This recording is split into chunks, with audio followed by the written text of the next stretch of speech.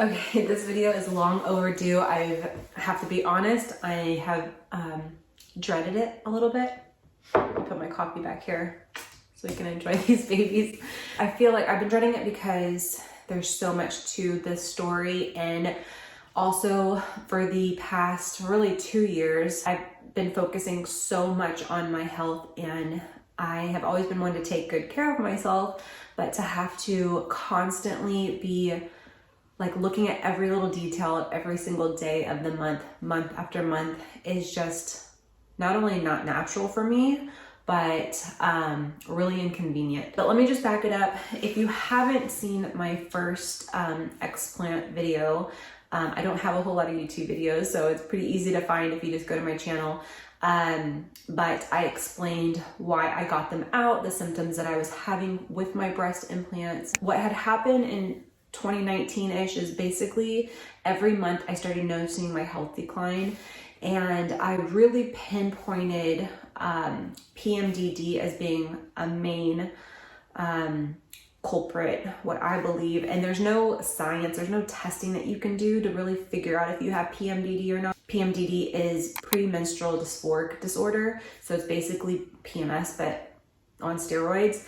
And so basically what I was finding is that I would feel great. Like 2 weeks, I'm running, I'm doing sprints, I'm knocking out content, I'm creative, I'm doing crazy things with the kids, we're just having so much fun, and I'm at all the football games and I'm doing this. And then it would be fatigue, followed by 2 weeks of fatigue.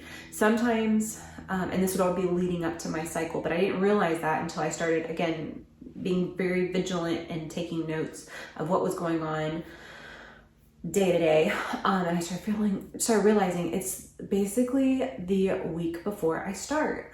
It's either 5 days, sometimes 10 days leading up. And so I started realizing, wow, this has really something to do with my cycle. So I knew it was hormonal related.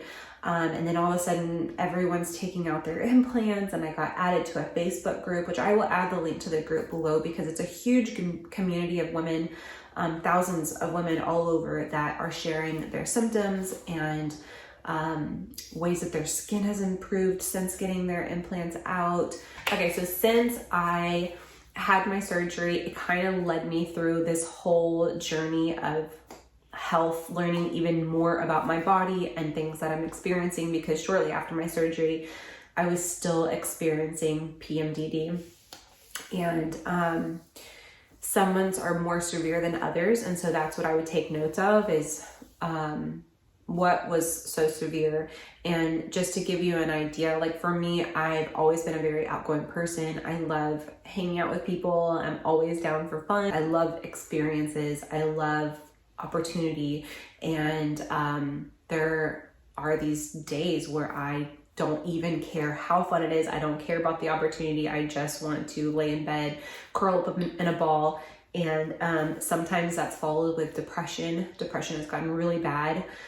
It starts with like an overwhelm. Like I feel like I can't get a grip of life. Like everything is just so overwhelming. Then it turns into like an anxiety where I'm like almost hyperventilating. And then I just fatigue out. I crash and I'm in bed for 2 days straight at least. Some months have been like 5 days. I feel like the past 3 months I've gotten so much better about, number one, limiting the amount of things I put on my plate. It's just normal for me to pack it in because, again, I love opportunity. I love doing things. And that's the problem, is because when I feel good, I feel great. I am like on a mission. And because I've been, especially taking rest for 2 weeks, I like hit the ground running. I'm like, okay, I got to catch up on the things. I've got to do all the things. I can work out again. And I sometimes go a little too hard. And so I've really learned that I have to step back. I have to really listen to my body and just not push hard, which is very hard for me. I'm like, is this a God thing? Like, is God trying to just like totally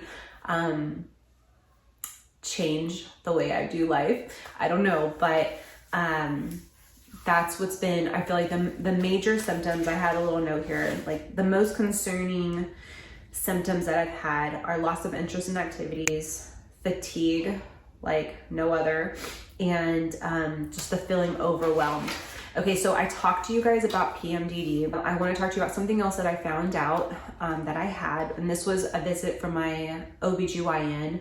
She was concerned about the symptoms that I was telling her about. I was telling her about all my PMDD symptoms, and the way I found out about PMDD is just YouTube. I just was like, PMS on steroids, I think is what I searched, and I discovered PMDD.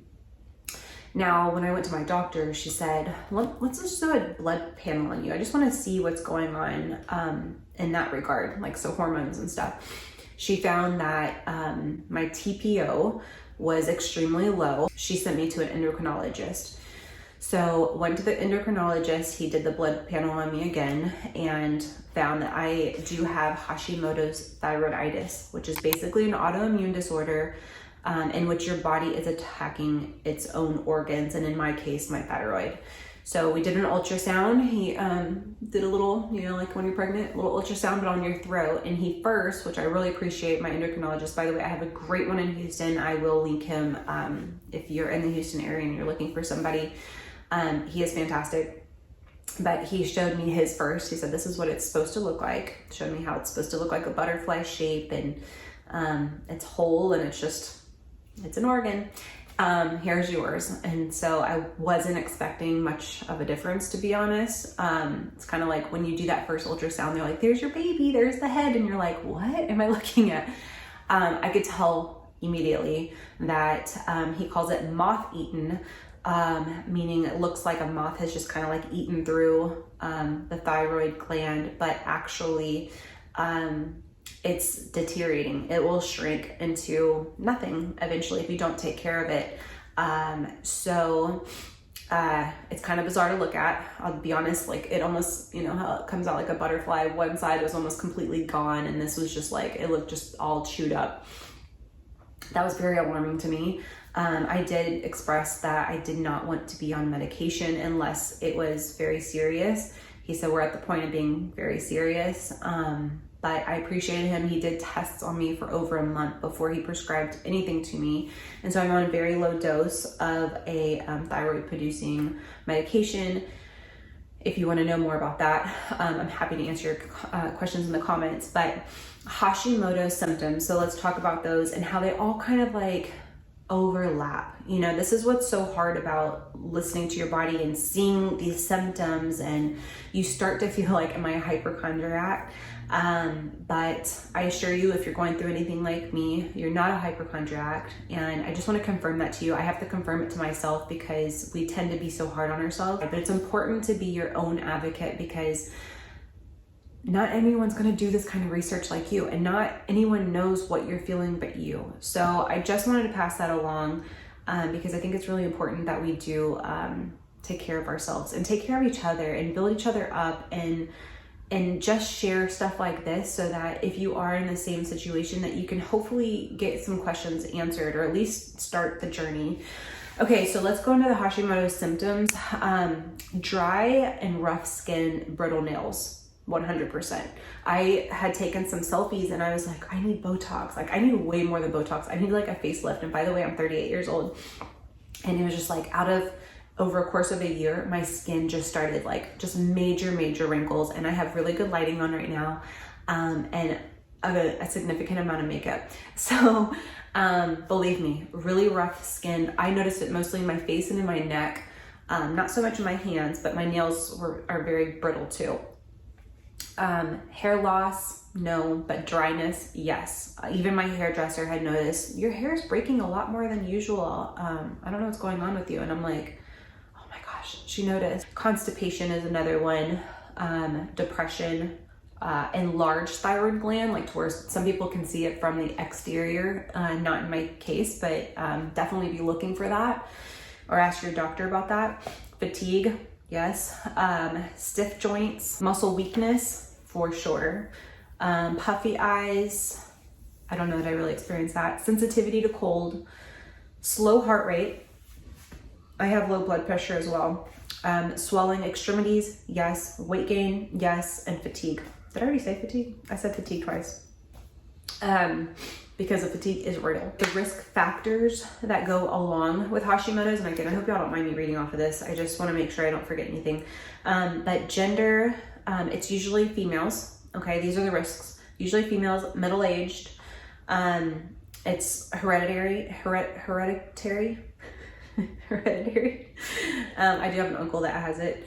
And if you have other autoimmune diseases and rheumatoid arthritis, diabetes, other things like that, you are at risk of Hashimoto's thyroiditis. And if you've had an extensive amount of radiation exposure. So those are all things, if you can check any of those off, you would definitely want to get your thyroid looked at. Just reading these alone, I was checking off more than I was not checking off as far as what my symptoms were. So that is why I had the surgery. And that's probably the number one question I get asked is, what were your symptoms? Why did you do it? So this is where I'm at now. Is that I am still doing a lot of testing. I am now seeing a nutritionist, a functional medicine nutritionist. We are working together now to do even more testing. So we just did a Dutch test. I am going to be doing another video, by the way, to just discuss Hashimoto's and kind of share with you guys what I'm all doing for that and what testing I recommend. So I hope that this helps. In any way possible. I know that going through and having all these symptoms can be very isolating, and it's hard when you go to your doctor and they just want to prescribe to you stuff. My original doctor just wanted to put me on antidepressants for me feeling depressed, and the pill, which I am not on the pill. I didn't want anything to fluctuate my hormones that are already completely off without knowing more details on why my hormones are off in the first place. So I think it's important to make your own notes. I literally have like three journals that I track. One is all my blood work, one is how I'm feeling from day to day, and the other one is like what I'm eating and what exercises that I'm doing, how intense, how I'm feeling, that sort of thing. So it's a lot. It's not a little of anything, it's a lot of a lot. How I feel like I've improved is not significant enough for me to say, get those out and you're gonna feel 100%. That just hasn't been the case for me, unfortunately, but I don't regret starting there.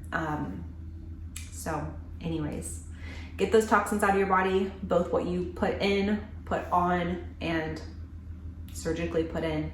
And I do believe that you'll start feeling so much better. So anyways, thanks for being with me, you guys. If you made it this long, will you please like and subscribe to my channel? That helps the algorithm so more people can see video and content like this. And again, I will have a Hashimoto's video coming up soon. Please let me know your questions about Hashimoto's in the comments, and because that will help me develop content that will actually benefit you the most. So anyways, have a good one, you guys. Bye.